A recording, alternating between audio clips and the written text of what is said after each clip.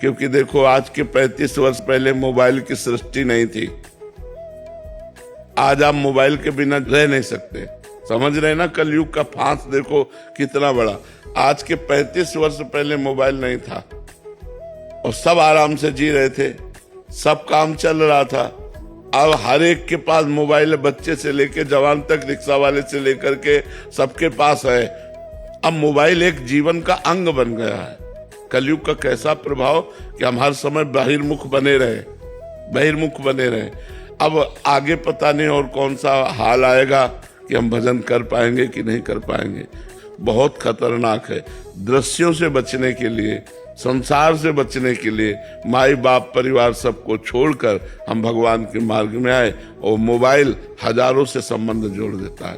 अब वो नंबर है, अब हमें जरूरत है, कोई समस्या आई तो हमें भगवान से बात करनी चाहिए, लेकिन हम भगवान को भूल गए। हम व्यक्ति को फोन लगाएंगे, गए हमारा साधुता कहाँ है? साधुता तो ये है कि हे भगवान आपके सिवा हमारा कोई नहीं, मेरे तो गिरधर गोपाल दूसरों न कोई, प्रभु आपके सिवा कोई नहीं।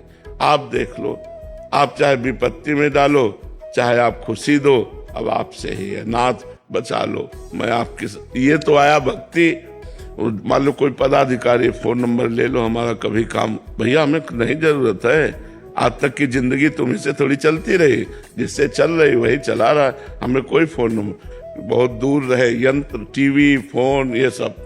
प्रभु जी फोन ने तो इतना दूर कर दिया कि अब कहीं भी 4 लोग अगर बैठे हो तो वो आपस में अगर परिवार के भी 4 सदस्य बैठे हैं तो वो फोनों में लगे रहते हैं। आपस में बात करने की जो वार्ता वो तो बिल्कुल ही खत्म हो गई। बिल्कुल बिल्कुल बिल्कुल। जड़ भरत जी की जैसी स्थिति हिरण की वजह से हुई, ऐसी ठीक है, कहीं ना कहीं पतन का कारण बन रहा है। छोटे छोटे बच्चे, भाई बहन सब इन्हीं को देख देख करके बहुत ही पागलपन चढ़ा देता है। जैसे हम कोई दृश्य देखें ना तो उसका प्रभाव पड़ता है। अगर हम सत्वगुण दृश्य देखें, मोबाइल में कुछ अच्छाइयां भी हैं कि आप लोग बैठे हो मोबाइल की वजह से बैठे हो, नहीं आप प्रवचन सुने और आप आए। किसी संकट में हो तो आप किसी को अपनी परिस्थिति बता सकते हो, फोन के द्वारा बुला सकते हो। मान लो संसारिकता में एक दूसरे के संबंध में बड़ा महत्व रखता है, लेकिन अगर इसका सही प्रयोग किया जाए तो, गलत अगर प्रयोग किया गया तो बहुत हानिकारक है। हर समय इसे नहीं प्रयोग करना चाहिए, इसका स्विच ऑफ भी कर देना चाहिए कि 2-4-6 घंटे जब हम भजन साधन पूजन में लगे तो स्विच ऑफ रखा है। 1-1.5 साल का बच्चा है तो माता पिता उसको, वो अपने मस्ती में रहे इसलिए उसको फोन दे देते हैं, और बहुत सारी नई बीमारियों का सृजन हो रहा है महाराज जी, कि उनको इतनी लत लग जाती है कि उनको पता ही नहीं, दुनिया उनकी एक अलग दुनिया बन जाती है फोन से। एक उसी का संरचना करते रहते हैं अपने माइंड में, और फिर बहुत आगे चल के छोटे छोटे बच्चे गलत मार्ग में चले जाते हैं। बिल्कुल छोटे बच्चे बिना मोबाइल को देख, वो एक आंख मोबाइल पे होगी, वो एक ऐसे चल रहा है बस ऐसे करके। हाँ, तो सब चिंतन बिगड़ गया, सब बाहरी चिंतन आ गया, बाहरी चिंतन। इसीलिए कह रहे हैं कि अभी तो भजन का करना थोड़ा सा, पता नहीं आगे और कौन सी सृष्टि हो जाए। भजन देखो माहौल बदलता जा रहा है ना।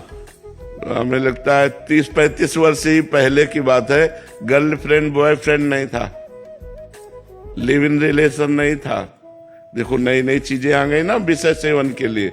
आगे पता नहीं और कौन सा ऐसा प्राविधान आ जाए जिसमें पशुता बढ़ जाए, मनुष्यता ही ना रहे, पशुता ही बढ़ जाए।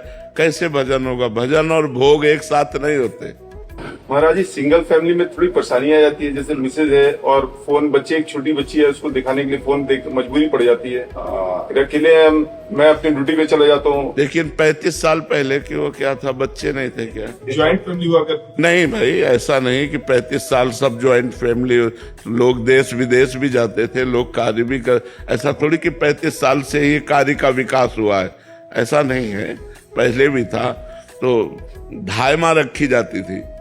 अगर आप बहुत बिजी हो, पति पत्नी दोनों नौकरी में हो, तो धायमा रखी जाती थी जो बच्चे की सेवा सुरक्षा व्यवस्था करती थी, और अपनी अपनी ड्यूटी से आकर अपने परिवार का प्यार भरा जो व्यवहार है वो करके ऐसे चलते थे। मोबाइल जरूरी थोड़ी, छोटे छोटे बच्चों को वो मोबाइल संस्कार उनका बिगाड़ देते हैं। अब देखो कौन बच्चा अपने माता पिता के पैर छूता है? रोज सुबह उठकर धरती के पैर छूना, माता पिता के पैर छूना, भगवान का स्मरण करना, जो संस्कार हमें दिए गए थे बच्चेपन में वो आज भी है। भैया ने सिखाया था, माँ ने सिखाया था कि उठते कराग्रे वस्ते लक्ष्मी कर मध्य सरस्वती, और पृथ्वी के पैर छूना, बड़ों के पैर छूना।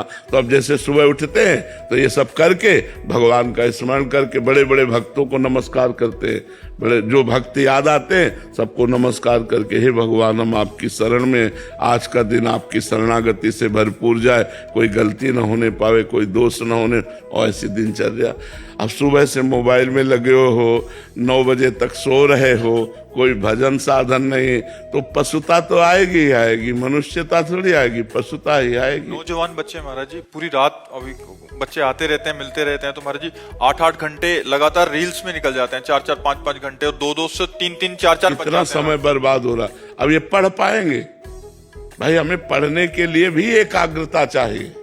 जैसे एक तपस्वी की एकाग्रता, ऐसे एक वैज्ञानिक की एकाग्रता, जैसे एक ब्रह्मचारी की एकाग्रता, ऐसे एक विद्यार्थी की एकाग्रता। विद्यार्थी एक तपस्यामय जीवन है, व्यसन रहित, व्यभिचार रहित, पवित्र चिंतन, पवित्र स्वभाव, तो विद्या अध्ययन में आगे उन्नति होती है।